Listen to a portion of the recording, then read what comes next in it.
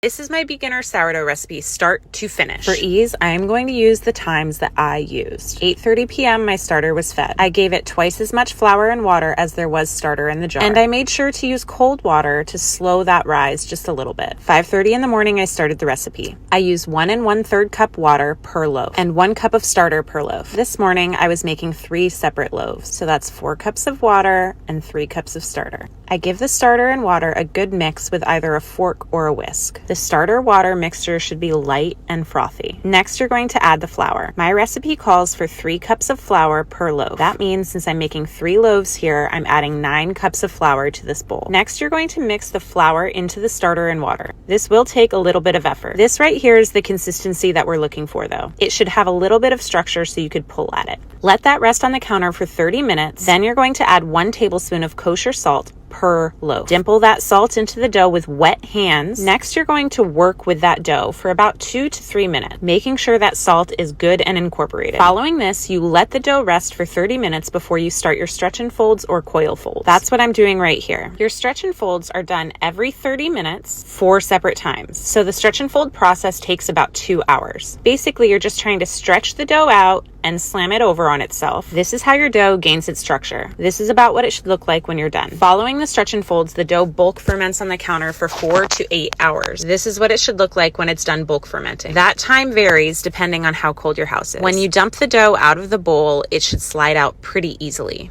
Once your dough is out, you're going to want to work on a floured surface. We're going to create tension while we're shaping this dough, gently pulling and wrapping our hands around the dough. Once it's in a nice tight ball, gently place that dough in a banneton basket or a floured tea towel lined bowl. After that, it cold proofs in the fridge for 12 hours to about 3 days. I always dump it out directly on a piece of parchment paper at a 45-degree angle cut about 1/4 inch deep for your expansion score. Then you bake at 500 for 20 minutes in a Dutch oven and 450 for 20 minutes uncovered.